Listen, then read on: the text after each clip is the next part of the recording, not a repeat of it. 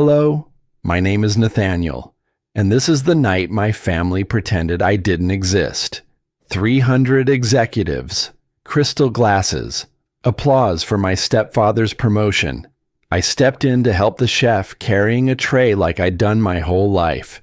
He tore it from my hands and said, loud enough for everyone, "Are you staff? Get back to the kitchen and stop embarrassing me."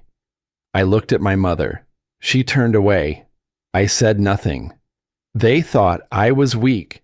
They didn't know the restaurant was mine, and that silence was about to cost them everything. Have you ever stayed quiet so long? People forgot who you were. I arrived 10 minutes early, as always. Habit, I guess. I had on a dark tailored jacket. Nothing flashy, just sharp enough to blend in. No name tag, no title on my chest. Just me. A face nobody expected to see and nobody cared to notice. The event space was wrapped in soft golden lighting, the kind that makes expensive jewelry sparkle more. Polished marble floors, walls lined with modern art someone probably overpaid for, and voices, low, practiced, full of self-assurance. Laughter rang in curated intervals, like it, too, had been invited with a dress code. I stood just inside the doorway, scanning the room, not looking for anyone in particular, just getting a sense of the layout, the exits, the corners people avoided. Years of walking into rooms where I didn't belong had taught me that much. Always know where you stand, even when no one's standing with you. I wasn't there as a guest, not really. I wasn't staff either. I was family. That vague title people throw out when they don't want to explain why you're hanging around. I wasn't introduced on the invite. I wasn't listed on the press release. But I came anyway. Because sometimes, despite everything, you still show up. My stepfather was already in the middle of the room, backlit by spotlights, a drink in hand, suit jacket buttoned with intention. His handshake was a performance. Grip, nod, quick comment, then on to the next. The way he moved, you'd think he had been born into this world, not clawed his way into it through my mother's ambition. He circled once, then twice, introduced the head of global marketing to a retired congressman, greeted the board chair's daughter with a kiss on the cheek, walked past me without a flicker of recognition. The first time, I thought maybe he hadn't seen me. I gave him that. Benefit of the doubt. Happens in crowds. The second time, he made eye contact and kept walking. My mother was across the room, her silver clutch dangling like an ornament she wasn't quite sure belonged. She saw me. Our eyes met. But she didn't move. She gave me that half smile she uses when she's nervous. Then she turned and touched her husband's arm as if to anchor herself somewhere safer. They didn't need to say anything. Their silence filled the room louder than a shout ever could. I leaned against the wall, pretending to check my phone. There was nothing on it. Just me, my reflection in the black screen, and that familiar tightening in my chest that I'd learned to ignore. A woman in black approached, catering staff, headset on, balancing a tray. She looked harried. "Hey, can you run this to the kitchen?" she asked, shoving the tray toward me. I froze for a second. Then, without thinking, I took it. It wasn't even a conscious choice. It was muscle memory. Easier to comply than to correct. A lifetime of being mistaken for someone who works here made you good at blending in. The tray was light, half-empty champagne flutes and a used napkin. I turned, carrying it like I'd done it 100 times. Nobody stopped me. Nobody asked who I was. In fact, they looked right past me. A man in a cobalt suit glanced at my chest, saw the lack of badge, then his gaze dropped to the tray. I saw the shift in his expression, dismissal, quiet and immediate. To him, I was just another moving piece of the background. I walked the perimeter of the room, every step an echo of memories I didn't want to unpack. The conferences where I was told to wait outside, the family dinners where my opinion was never asked, the group photos where I was cropped out, not by mistake, but because I didn't fit the aesthetic. No one offered help. No one asked why I was holding a tray in a room full of $1,000,000 suits. That tray, it became something more than just a serving dish. It was a symbol, a weight I didn't ask to carry, but somehow always ended up with. And I was still holding it. I reached the side hallway, just before the swinging kitchen doors. The lights here were dimmer, voices quieter. I paused. I could feel my heartbeat behind my eyes, that tight, familiar pressure building, not from rage, but from years of quiet humiliation stacking up like bricks. I could have said something, dropped the tray, walked back into the center of the room and told them exactly who I was. But I didn't. Not yet. Because tonight was supposed to be about him, about my mother, about their moment. I didn't want to ruin it, even if they were perfectly fine ruining me. So I stood still, the tray in hand, the silence pressing harder than ever. I stared at the metal kitchen door, trying to breathe through the weight in my chest. Then I heard him, his voice booming, slicing through the hum of laughter behind me, loud enough for everyone to hear. "Are you staff? Get back to the kitchen and stop embarrassing me." I didn't turn, not right away. But the room went quiet. He didn't lower his voice. He raised it, and the room went quiet. I didn't flinch. I just stood there, tray in hand, as heads slowly turned.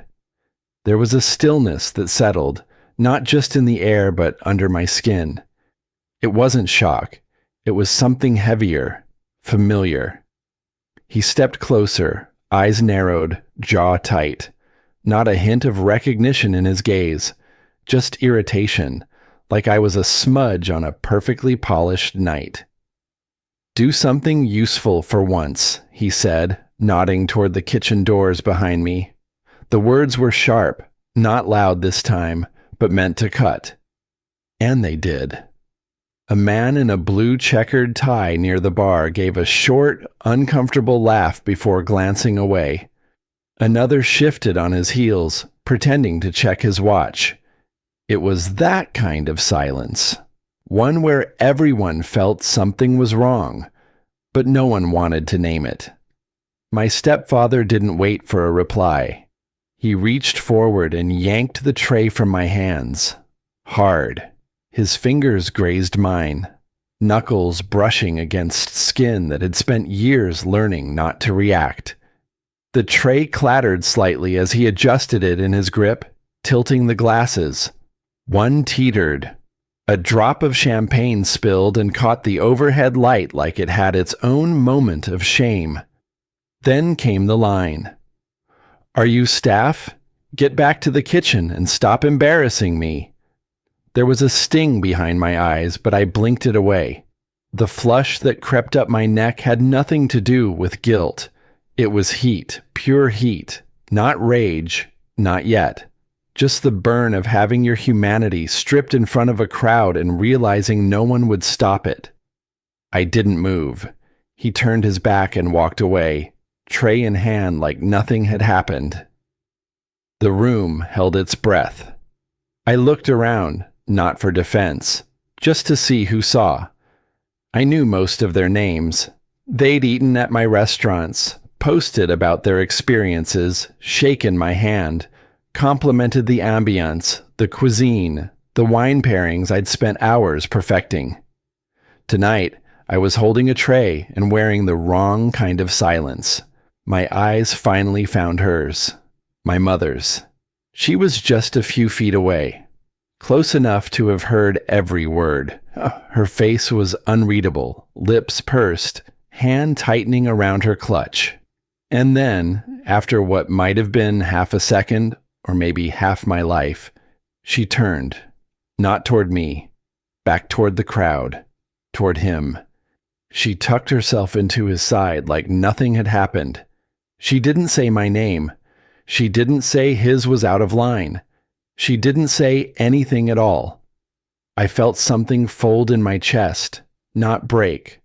Folding's quieter than breaking, and more permanent. This wasn't about the tray anymore. It hadn't been from the start. This was about place, about roles, about who's allowed to exist in the story and who only gets to observe from the edges. I inhaled slowly.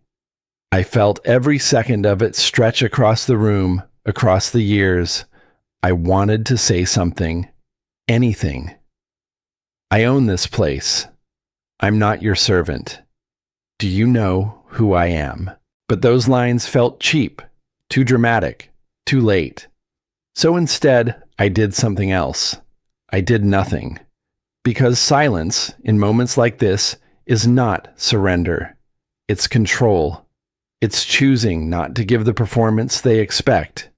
I adjusted the cuff of my jacket, straightened my spine, looked around one more time, not to plead, but to witness.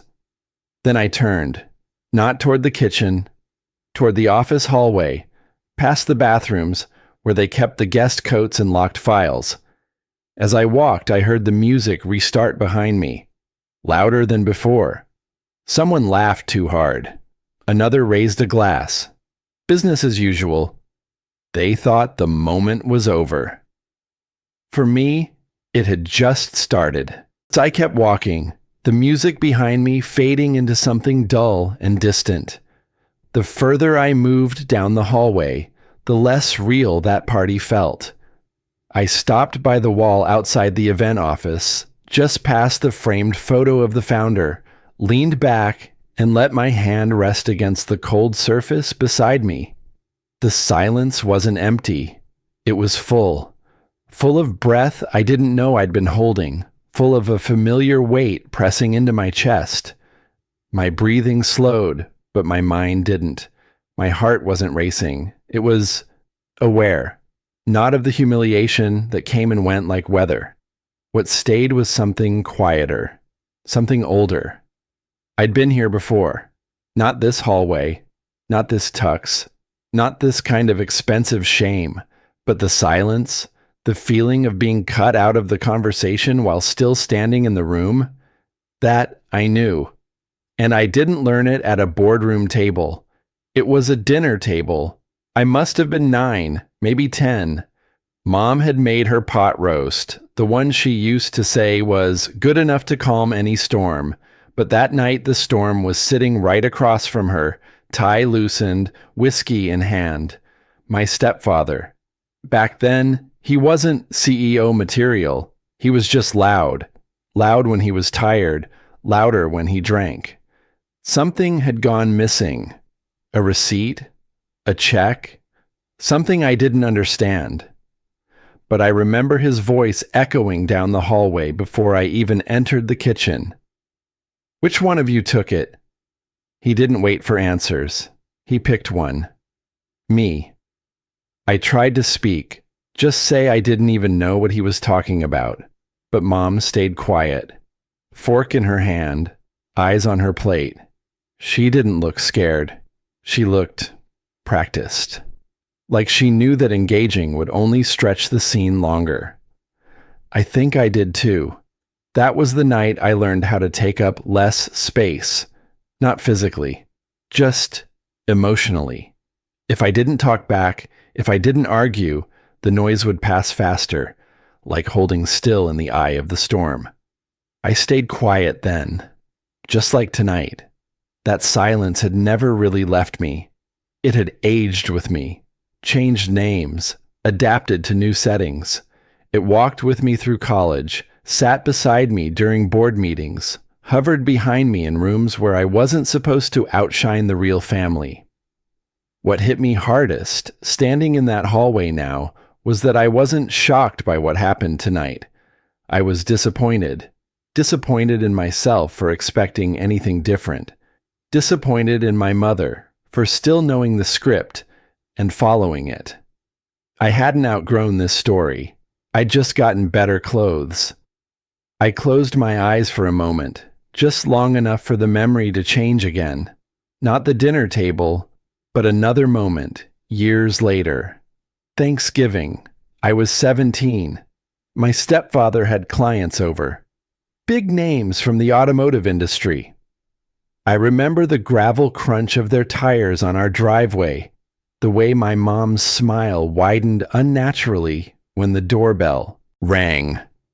"Be useful," she said, handing me a stack of plates before I even had a chance to change out of my school hoodie. That line stuck with me. Be useful. So I was. I cleared plates, refilled drinks, made small talk if someone looked at me long enough. I got praised, lightly, as one might compliment a coffee machine that worked quietly. When the guests left, I asked my mother why she hadn't introduced me properly. As her son, she said, "They're not here for you, sweetheart. Just help and don't make things harder than they have to be." I didn't push. I never did. Tonight, when my stepfather yanked the tray from my hands, when he barked out that line about getting back to the kitchen, my hands had remembered. They'd held that weight before. They'd carried it in other houses, under other ceilings, with different people watching. The tray was gone now, but my arms still felt it. And for the first time in a long while, I didn't feel invisible. I felt reduced, like my identity had been boiled down to what I could carry without complaint. I leaned my head back against the wall and exhaled slowly. That silence, the one I always leaned on, it had protected everyone else, not me. I didn't speak because I thought it made things easier. But maybe easier wasn't the same as right. Maybe the quiet hadn't kept me safe. It had kept me small. I reached into my inner pocket, pulled out my phone, and checked the time. A few minutes had passed. The kind of minutes that don't seem long to anyone else, but shift something permanent inside you. My reflection in the phone screen looked calm, but something in my eyes was different. Not anger, not pride, just stillness. Like something had stopped trying to prove itself. I adjusted my jacket again. I didn't walk back toward the ballroom. Not yet. I wasn't angry anymore. That scared me more than the anger ever had. Because once anger cooled, it left something sharper behind. Clarity. The kind you couldn't unsee. I stayed in that hallway for a few more moments, listening to the muffled music and half laughs seeping through the door, then straightened up. I adjusted the cuffs of my jacket, checked my reflection in the glass of a framed certificate nearby, and turned back toward the ballroom. I didn't re-enter by accident. I didn't drift. I walked in like I meant to be there, which I did. Not because I wanted to reclaim dignity. I had accepted I wouldn't find it here. I walked back in because I needed to see it. All of it. Eyes open. Memory sharp. The room had recovered its energy. Glasses clinked again. Laughter resumed its artificial rhythm. People were gathering near the stage, where a company banner hung under dim gold lighting. No one looked up when I entered. No pause. No whisper. My invisibility was intact until it wasn't.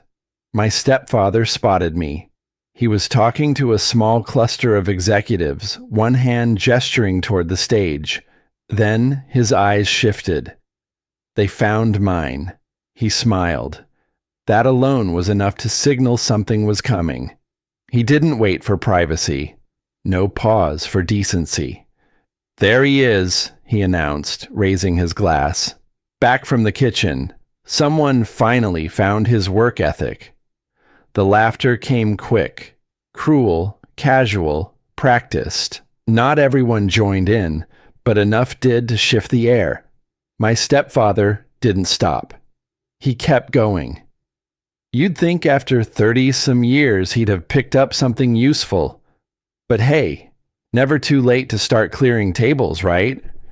My chest stayed still, but something behind my ribs tightened.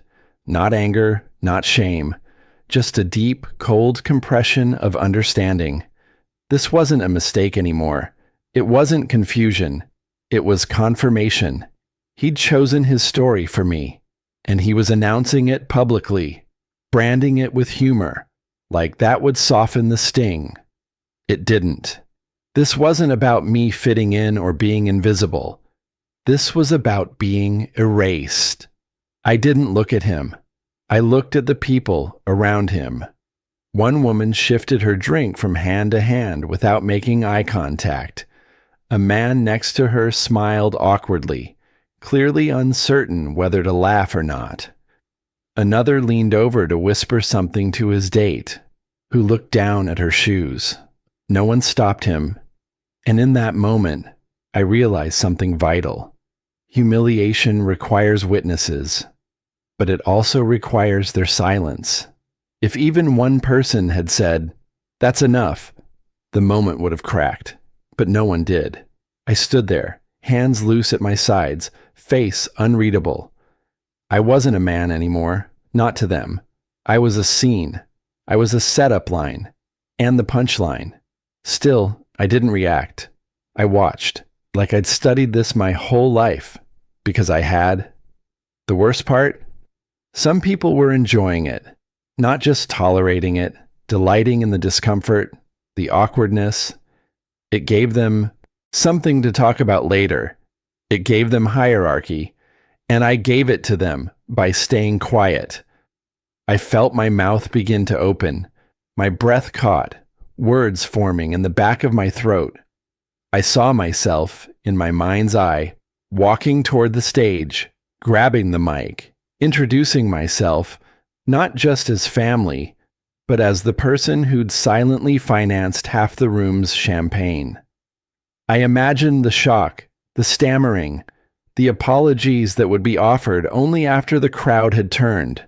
I could have done it, but I didn't, because that would have given him too much power. It would have made this about him again. And more than that, it would have made me small, needing validation, demanding recognition. Not like this. That phrase rang in my head with quiet finality. Instead, I let the moment pass. My stepfather turned back to his circle, smiling wide, satisfied with his theater.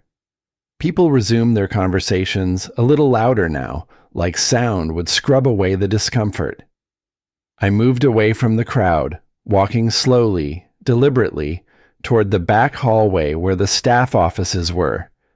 There was a door marked private, just past the coat closet. I reached into my pocket and pulled out my phone. This was the last moment they could have stopped me. If I stepped through the door marked private and pulled it closed behind me. The sound of the party dulled instantly, like someone had wrapped the room in heavy fabric. Music turned into a distant thump. Laughter lost its edge. For the first time that night, I could hear my own breathing. The office was small and functional. A desk, 2 chairs, a filing cabinet pushed against the wall. Nothing personal. No photos. No awards. Just a place meant for paperwork and quiet decisions.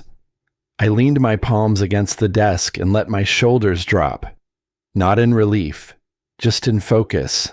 I wasn't here to get even. That mattered to me more than anything else in that moment. I didn't want revenge. Revenge burns hot and fast, and then it leaves a mess no one wants to clean up.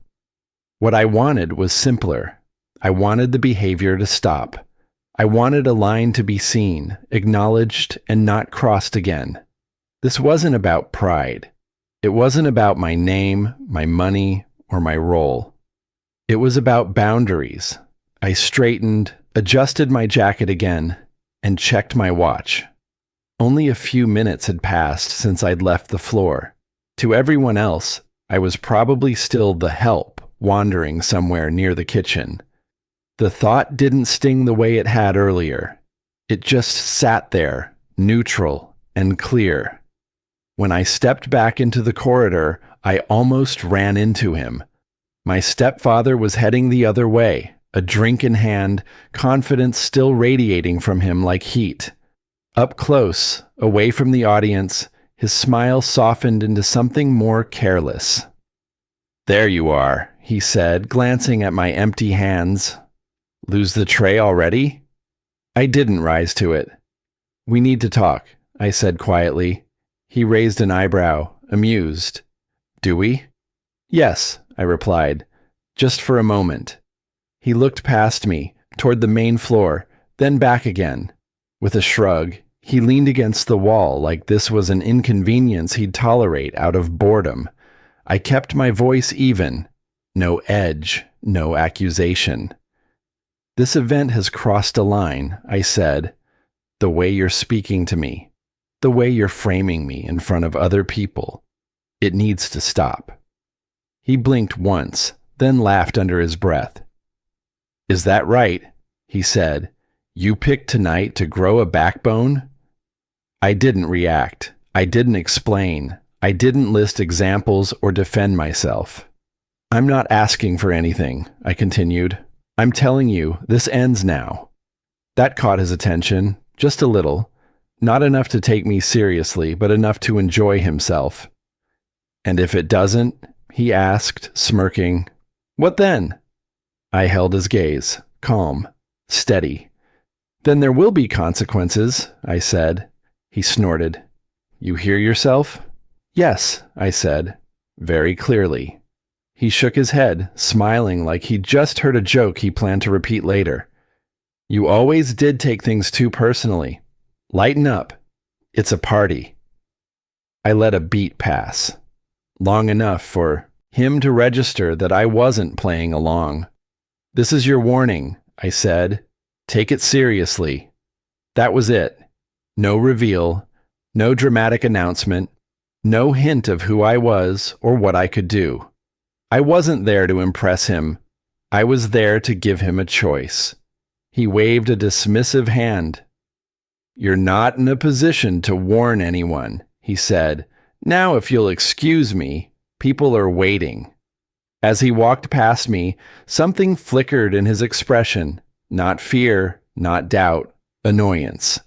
And that told me everything I needed to know. For half a second, I considered stopping him again, telling him the truth right there in that quiet corridor, watching his face change when he realized how badly he'd miscalculated. But I didn't.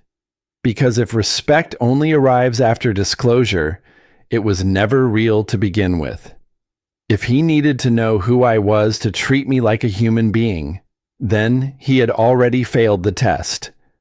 Power doesn't understand explanations. It understands consequence. We re-entered the main space together, though not side by side. He moved ahead of me, already reclaiming his role, his posture loose and assured. The room welcomed him back immediately. Laughter followed, glasses raised. He didn't miss a beat. "There he is again," he said loudly, glancing over his shoulder. "Always hovering. Guess some habits die hard." A few chuckles rippled through the group nearby. Not as loud as before, but enough. I looked around. Same faces, same silence. That was the moment it settled fully. He wasn't going to stop. Not tonight. Not ever. I didn't respond. I didn't stiffen or flinch. I simply stepped away, turning toward the edge of the room as if nothing had happened. From the outside, it probably looked like retreat. It wasn't. As I walked, I slipped my phone from my pocket and unlocked it.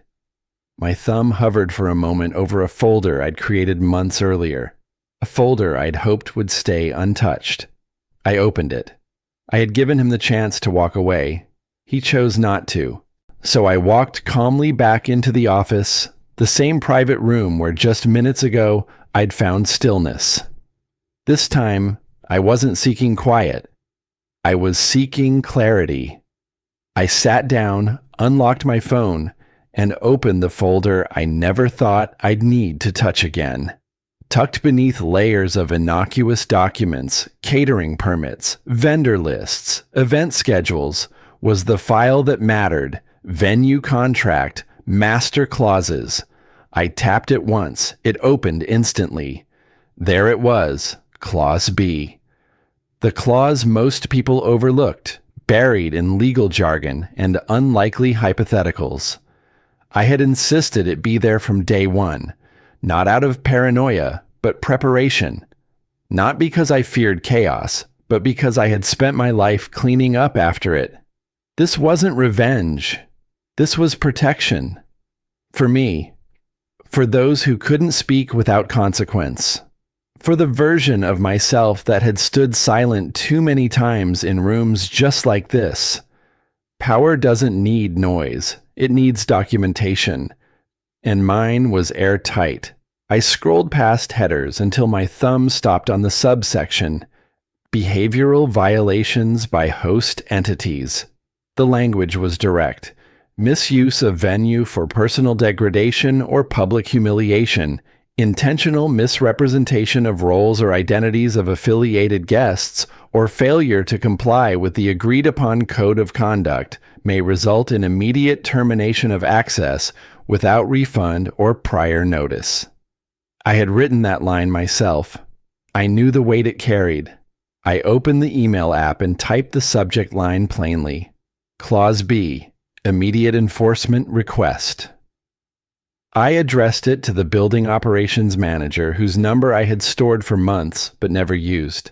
I didn't have to explain much, just attach the clause, time-stamped events, the guest list, and footage I'd captured discreetly from my phone earlier that night.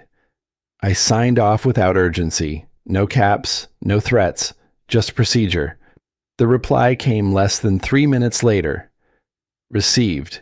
Proceeding as outlined. No questions, no pleasantries, just action.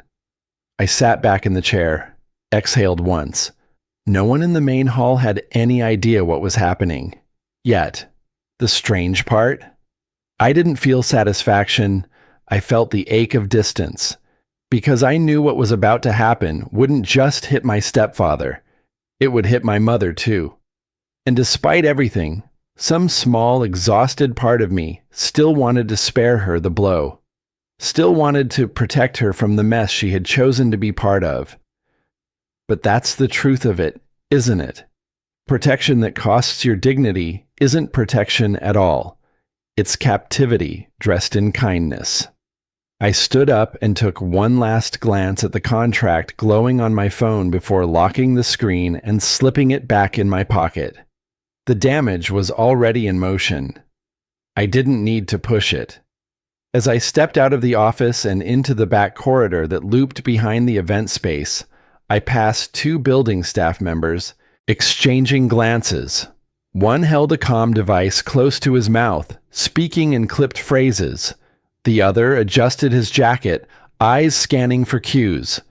Neither acknowledged me directly, but I recognized the shift in posture. We weren't guests anymore. We were signals. It didn't take long. The music, mid-chorus, stuttered once, then cut off completely.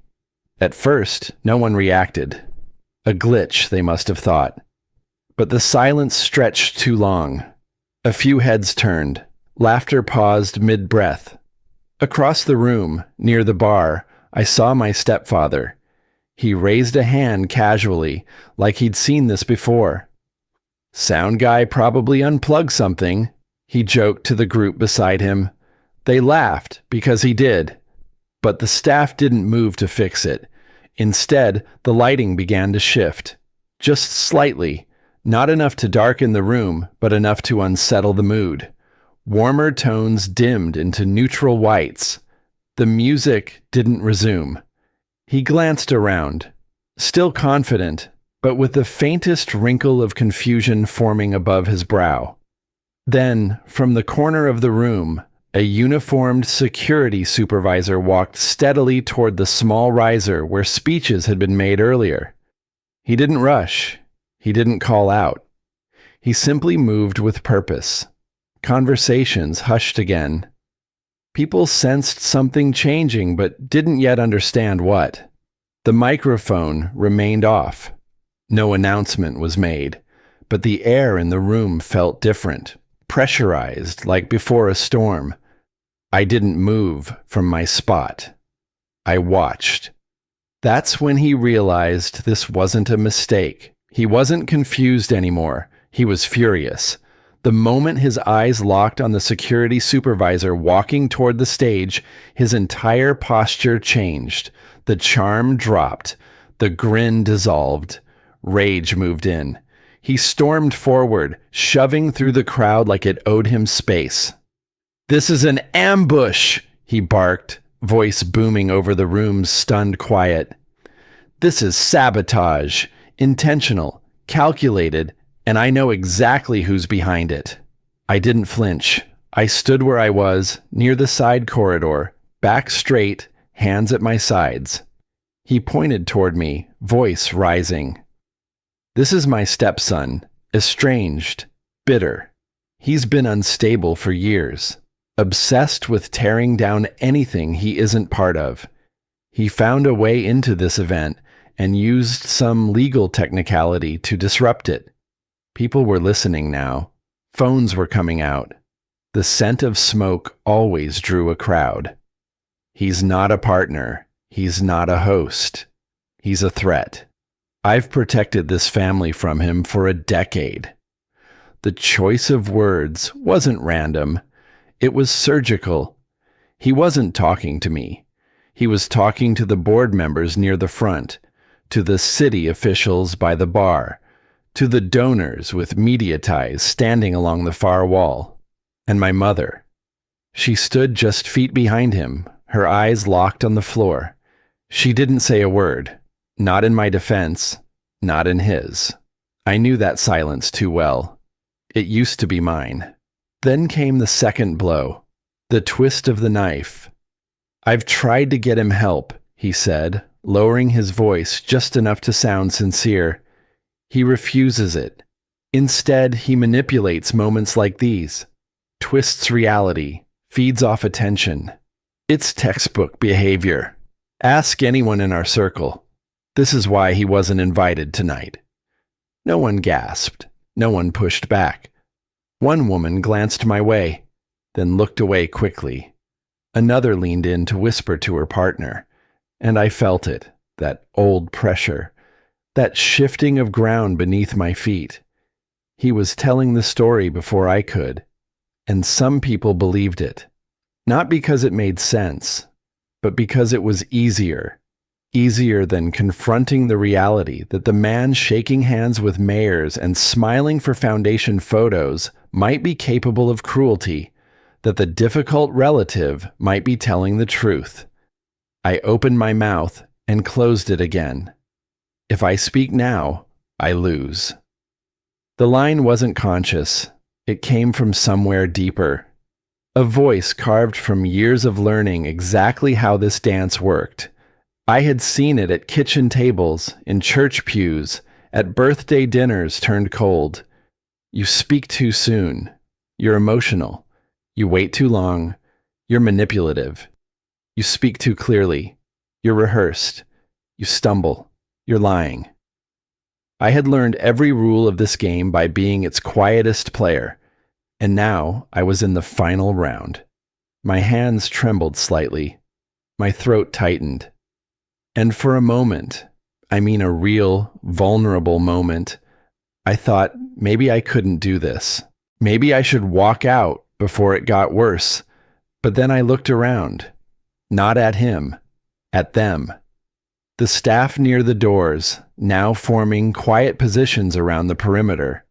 The legal rep from the venue, standing by the AV table, not looking away. The event coordinator whispering into a headset while glancing toward the back hallway. They weren't reacting to me. They were tracking him. And that's when it clicked.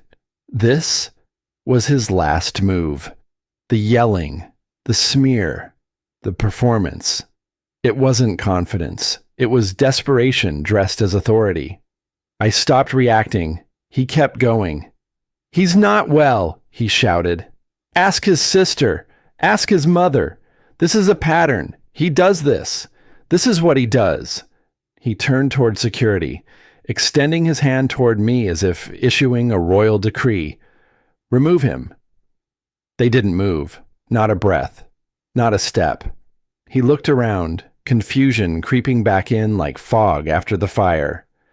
"Did you not hear me?" he said, eyes darting now. Still nothing. And then, someone stepped forward. Not me.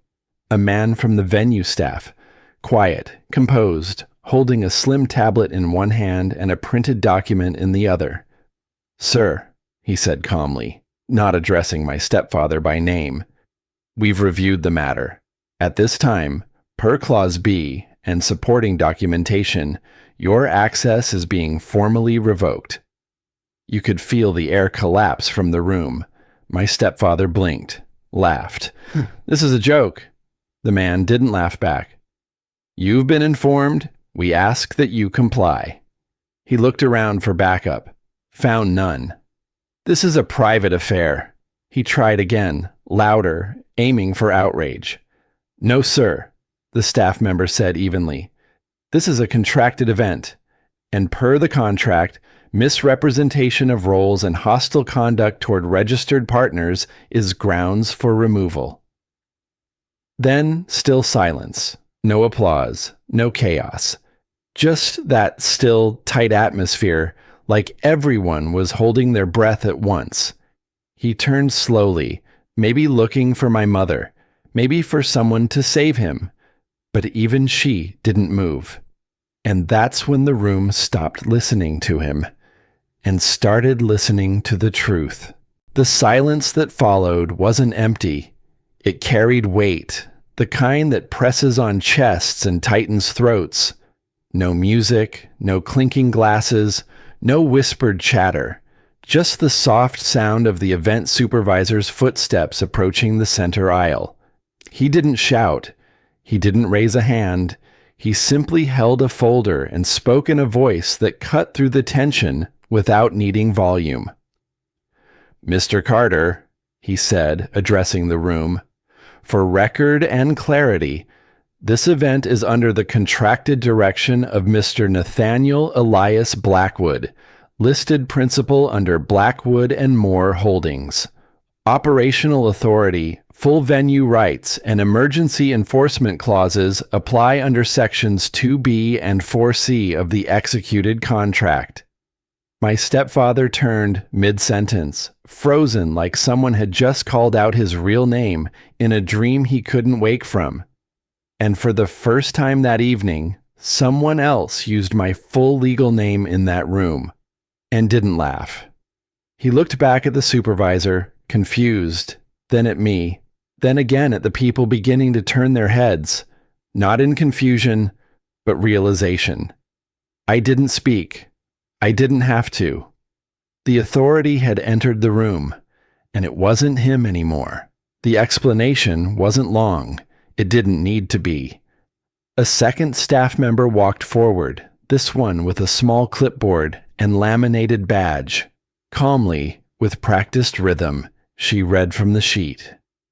"Mr. Blackwood holds majority controlling interest in this venue, including fiscal rights through 2 registered LLCs, and is also the acting partner for tonight's event under the Foundation's Operational Oversight Committee." She looked at the guests, not me, not him, and added simply, "What's occurred here is in direct conflict with agreed terms of conduct." No gasps, just quiet nods. No dramatic music, just shifting postures, phones lowering, eyes finally meeting mine. The executives at the central table began murmuring. Real murmuring, the kind where decisions change mid-sentence. A few leaned away from my stepfather without even meaning to. One of them, a man I remembered from a meeting 2 years ago, stood up and walked slowly toward the back of the room. And my mother, still silent, only now that silence wasn't mistaken for confusion. Now it looked like knowledge. It looked like guilt. My stepfather's voice cracked when he spoke next. This is staged. His hand was half raised, trying to call attention to something invisible. She's still my wife. This family is fractured because of him. He pointed again. His words stumbled now, less precise, less aimed. But before he could finish, the supervisor raised one palm. Sir, he said evenly, we advise you to consult your representation before making additional statements. You are currently in breach of policy and contract. And just like that, the words dried up, because in this room, policy spoke louder than protest. The audience wasn't on his side anymore, not because they loved me, but because they feared being on the wrong side of whatever this was now. Power doesn't evaporate slowly.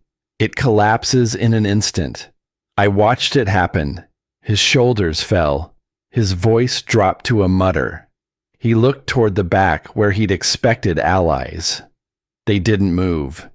A few phones went up again, but this time pointed at him. This was the moment where image began to decay. The moment the room learned who he wasn't. I waited a full beat before stepping forward. Calm, unhurried, every motion intentional. I didn't reach for a microphone. I didn't need amplification. I let the tension do that for me. I won't be making a speech, I said simply. Tonight was never about revenge. It was about reminding some people, very quietly, that respect is not optional. My voice didn't shake. My hands were steady now. This event is canceled. Staff will be paid in full. Guests are free to leave at their convenience. And future partnerships under this foundation will operate under updated integrity clauses effective immediately. There were no cheers, just clarity. A few heads bowed, not in reverence, but awareness. One woman mouthed "thank you" without sound.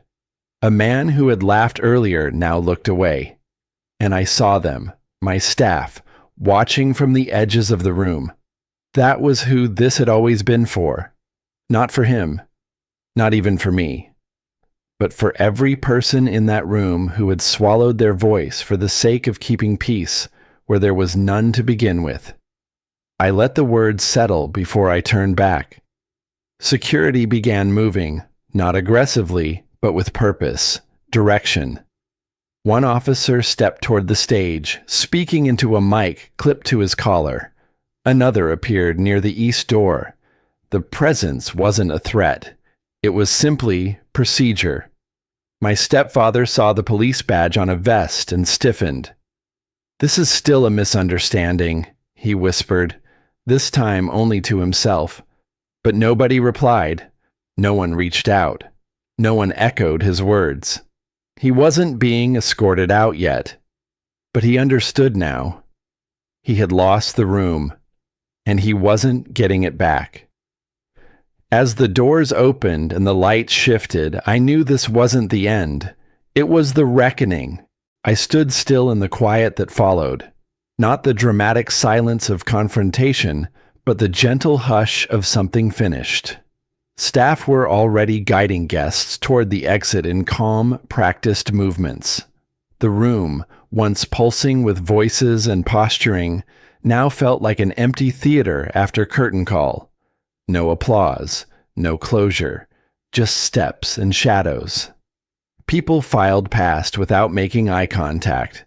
The ones who had nodded along to his accusations earlier couldn't meet my gaze now. Others who had stayed quiet gave me brief glances, regretful, thoughtful, but said nothing. The weight of the evening hung over them, not from what had been said, but from what had been seen. Then came him. He didn't speak. He didn't even look at me. He walked past with the stiff, hollow gait of someone who had worn armor too long and was now feeling the weight of it. All the air he'd once filled the room with had vanished, and in its place, something quieter settled. The cost. Because the truth doesn't just defeat power, it strips it. And it takes with it every false story built on silence. But there was no satisfaction in watching him leave. Not really. The victory had no warmth. It felt like putting down something that had rotted in my hands for years. Heavy, necessary, but not triumphant. I didn't feel proud. I felt free and tired. I was about to turn back toward the hallway when I saw her. My mother stood by one of the center tables, untouched in the chaos. She hadn't left with him. She hadn't spoken for or against anything that had just unfolded. When she walked toward me, her steps were slow but steady, familiar, still elegant in that way she always carried herself, as if nothing could reach her unless she allowed it. She stopped just a few feet away. "I suppose this was always coming," she said, eyes not quite meeting mine. It wasn't an apology. It wasn't even a question, just a statement tossed into the air between us, like something she'd rehearsed in her head but never tested out loud. "You knew," I said. She didn't answer right away. Then, "I knew pieces." "Enough." She nodded, just once, not in agreement, but in retreat. She looked around the room like she was trying to find something to blame. "You've always needed things to be clear. And life isn't always clear. It isn't always about justice." "No," I replied. "Sometimes it's about survival and dignity." That landed harder than I intended.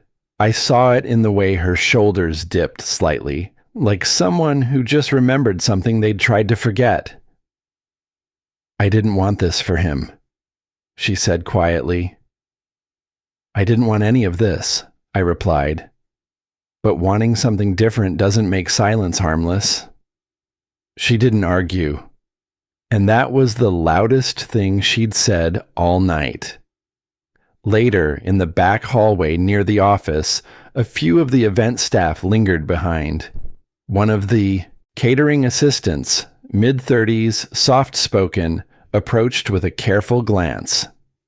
"Thank you," she said, barely louder than a whisper, "for how you handled it." I nodded. "You shouldn't have to be afraid to do your job." She gave a small smile. "Most of us just learn to keep our heads down." Another staffer, older, maybe close to my own age, added, "Not tonight, not here." No grand statements, no back-patting or heroic music, just quiet respect. That was the only kind of recognition I ever wanted anyway. The kind that came from people who knew what it meant to stand quietly under someone else's noise and still hold your own line. I didn't need their gratitude, but I won't forget it. By the time I reached my office upstairs, the sky was beginning to gray. Not morning yet, but the kind of still hour where the city feels like it's catching its breath between lives. I sat in the chair near the window, loosened my tie, and let myself breathe without calculating anything. No plans, no defense, just stillness. The lights of the city blinked through the glass. I could see the edge of the park where I used to ride my bike as a kid, back when I thought adults always knew what they were doing. The irony didn't sting anymore. All night, I'd watched power get taken, faces change, truths bend and unbend, but none of it gave back the years I spent wondering if it was me, if I was the problem in every room that went silent when I entered. Owning this building, protecting my staff, winning that confrontation. It didn't heal that kid, but it did something else. It protected the man I've become. And maybe that's all justice really is.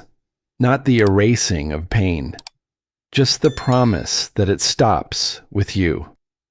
Back in the kitchen, where hours earlier someone had been yelling orders over music, I poured myself a glass of water. The room was still. The kind of stillness that doesn't demand silence. It earns it. And I thought of that boy again.